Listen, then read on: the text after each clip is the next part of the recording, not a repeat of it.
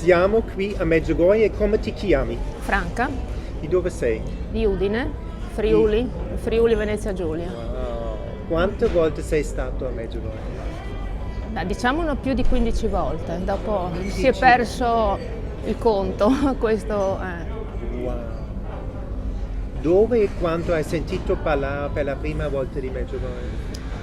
Diciamo che sono tanti anni, diciamo più di 30 anni che ho un'amica vicina di casa, che lei era andata ancora con la sua mamma a Medjugorje, con i bambini piccoli, e mi ha parlato lei di questo. E un giorno mi ha detto: guarda che la Madonna ti aspetta, vieni anche tu. Allora nel 2008 siamo partiti tutti, e sono venuta qua, però non sapevo, cioè ho detto sì, vado ma vediamo cosa trovo. Wow. E perché eri attirato a venire a Medjugorje? Perché vedevo nella mia amica che aveva una forza speciale, non forza muscolosa, forza di spirito, forza di volontà. E anche perché la mia amica aveva tre figli, adesso sono grandi come il mio, e sono sposati, insomma. Però erano piccolini quando l'ho conosciuta, avevano 5-6 anni. E vedevo che, insomma, ho detto, beh, vado anch'io e vediamo cosa. Ed è cambiato tutto. Cambiato tutto? Come cambiato? A parte le sofferenze, adesso non sto a dire quali perché non voglio essere a mettere diciamo, però insomma sono state sofferenze abbastanza pesanti. E comunque ho trovato al ritorno, diciamo, niente di cambiato la prima volta. Poi con le altre volte che sono venuta così ho capito che bisognava immettersi nella preghiera, diciamo non profonda, ma una preghiera un po' più vissuta, come posso dire, più anche una preghiera di ascolto, no? Diciamo come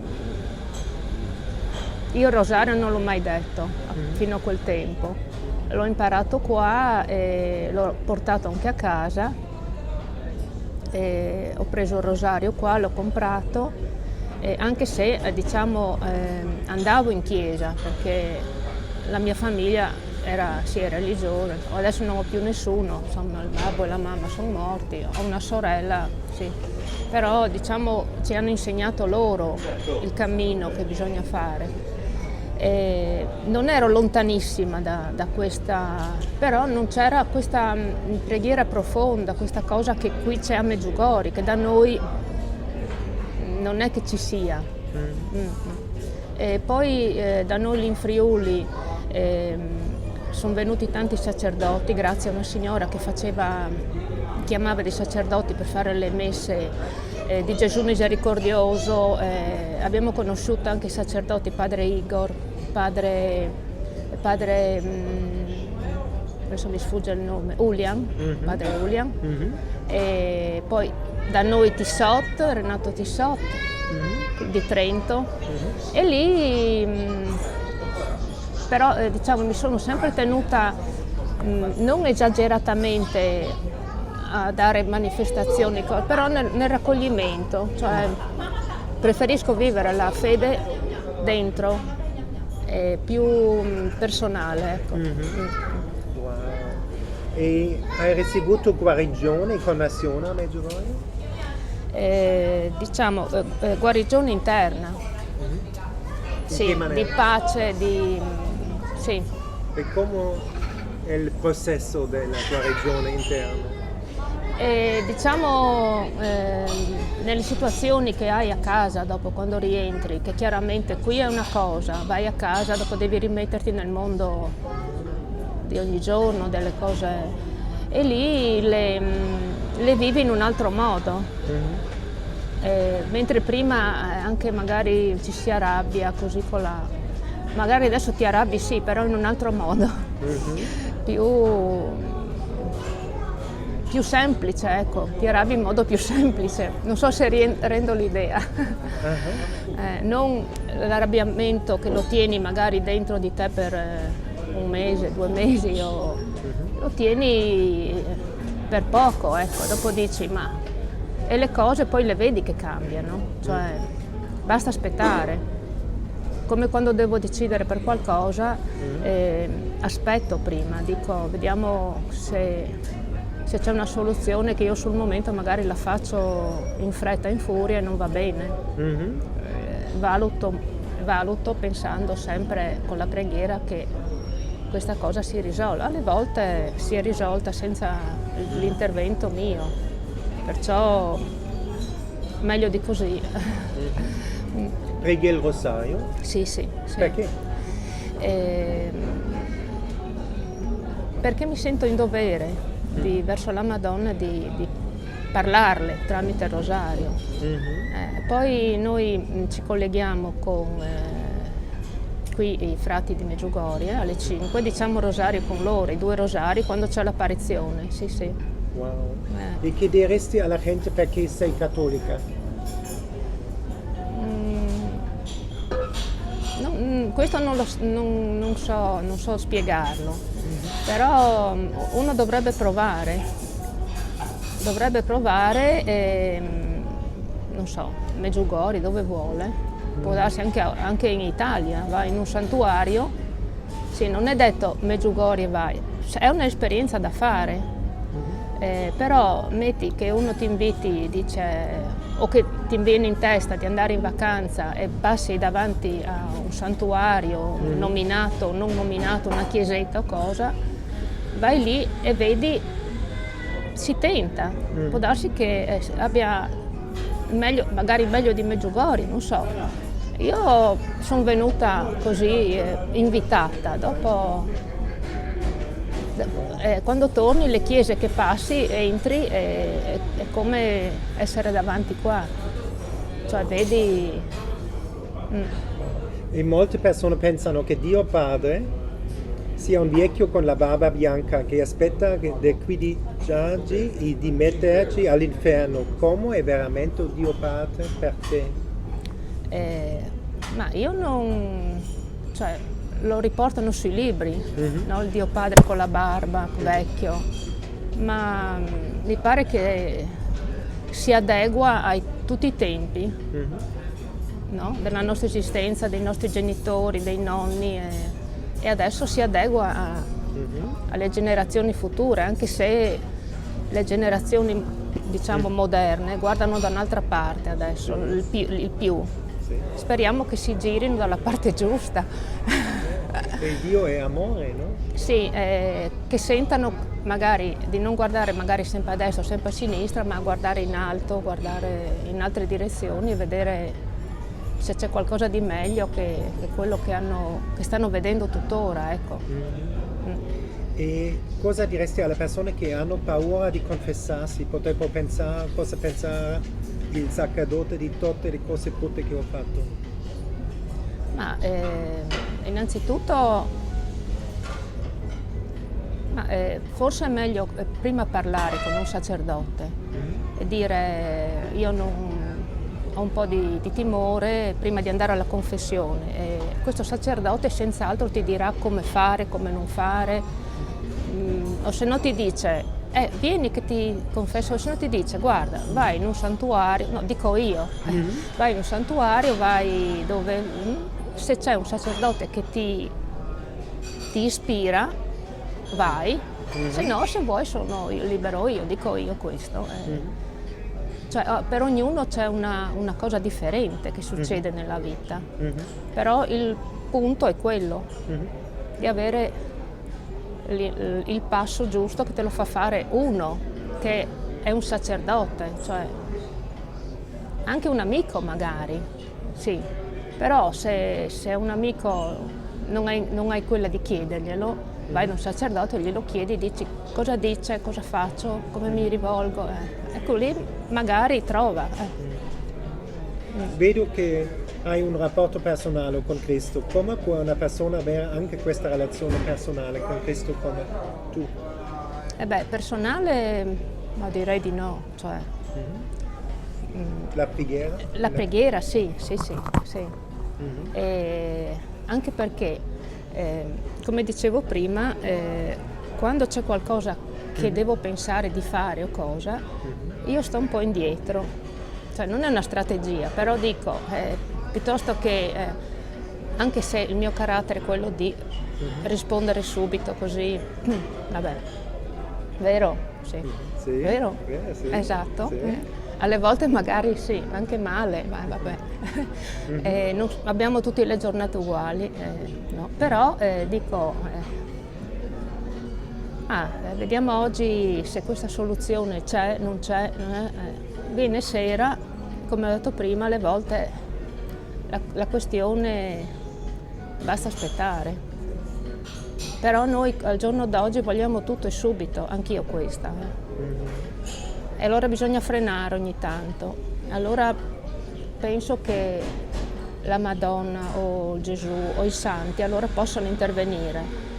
E questo che anch'io mi metto dentro, c'è la premura del vivere.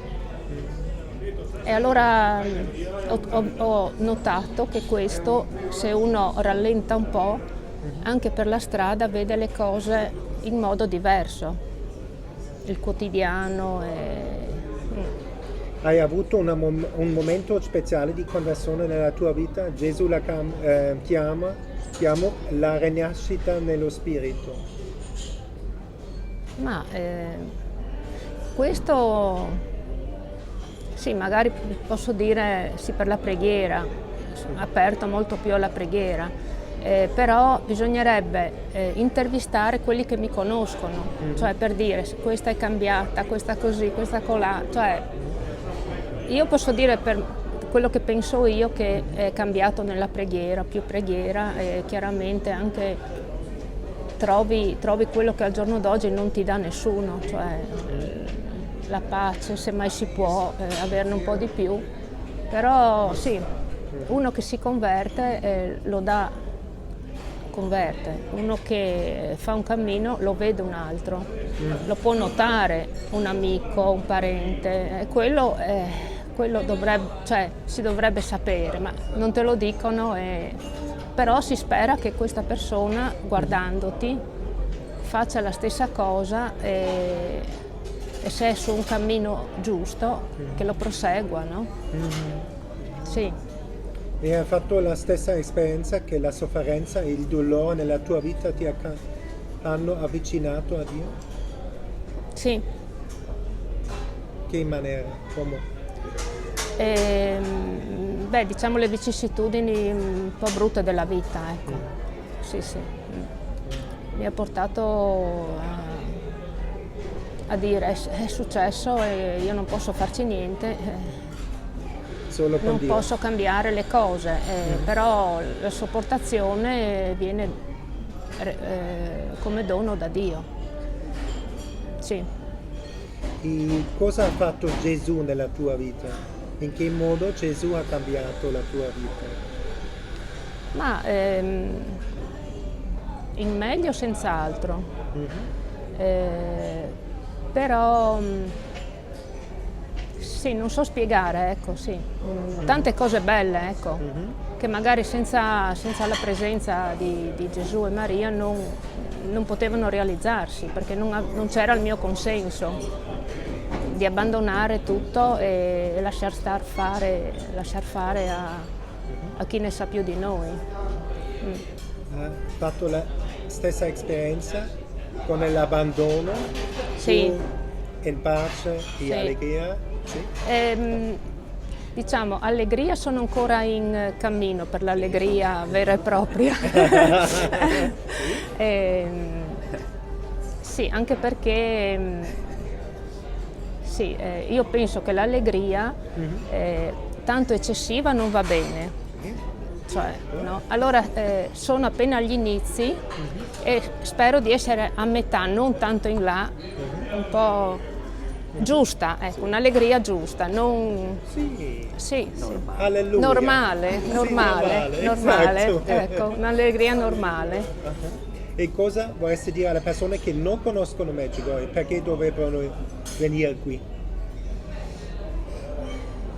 Dunque, io sono venuta per un invito.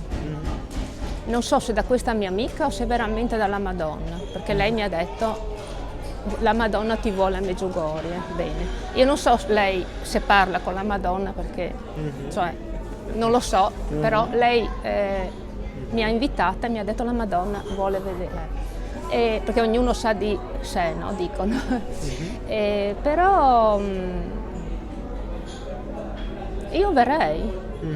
Siccome c'è anche la Croazia qua, no? Sono tanti turisti che vengono in Croazia, venite un po' più avanti, no? E venite a vedere, perché qui, diciamo le prime volte che sono venuta, dicevo, qui troviamo quella cordialità, quella pace che si aveva noi negli anni '80, quando si era giovani.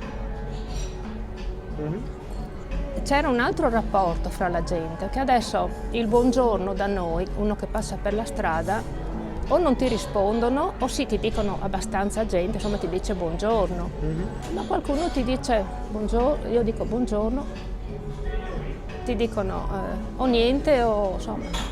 E allora quello dovrebbe cambiare, no? Allora venite qua e vedete anche la gente del posto, gli abitanti, ti accolgono come se tu fossi un parente, non dico fratello, mamma, però un parente che viene da lontano e ti accolgono in un modo speciale, ecco. Wow. E molte persone a Medjugorje cercano di trovare la loro vocazione. Cosa diresti loro, come incontrare la loro vocazione? Dunque, io avevo uno zio prete, il fratello di mio papà, e questa vocazione, da quello che so io, non gli è stata data a lui, così. Siccome quella volta c'era tanta miseria, quando era giovane questo mio zio, perché sì, io ne ho 67, questo mio zio che è morto ne aveva 80, ma tanti anni fa. E quando era piccolo ho saputo che, siccome erano in 6 fratelli, mio papà, tra fratelli e sorelle, c'era una vicina di casa, che era una contessa, che l'ha preso e l'ha fatto studiare su tutti i fratelli, però ha trovato un bambinetto, perché era un ragazzino, che si è abbandonato a questo cammino, no? E lei si è offerta di farlo studiare, poi lui è entrato in seminario e è diventato sacerdote. Perciò dico, se uno vuole, sì, trova questo tipo, la vocazione, insomma, la trova anche fuori di qua. Cioè, non so se mi sono spiegata. Sì. Sì, non è che qui trovi la vocazione. Vieni qui, vai a casa, fai la tua vita, poi c'è qualcosa che ti chiama anche fuori, cioè non è che sì, può succedere anche qua, un colpo di fulmine, una cosa del genere, ma dico che probabilmente è più fuori, quando vai nella tua vita normale, che trovi. E che è il segreto del matrimonio felice? Di 44 anni? Noi 44 anni. Wow! Sì, ad agosto, sì. E perché? È il segreto? E dunque il segreto è che lui è stato sempre via per lavoro, giorno e notte. E adesso siamo pochi anni che siamo sposati, da quando è in pensione. Sono 6 anni che siamo sposati.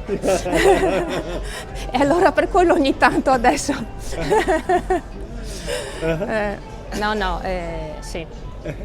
Così, cioè, sposati fra virgolette da 6 anni, perché prima ero sempre da sola, diciamo, ho tirato su il nostro figlio, così, però lui, diciamo, per il suo lavoro era il giorno via, veniva a casa, pranzava e tornava a partire, la notte era via, e perciò 40 anni li ha fatti, 38, sì. Perché lui aveva un mezzo pesante e faceva tutta l'Italia e perciò era portato. Grazie per questa bellissima intervista. Grazie a te Tom e della tua ospitalità. Grazie.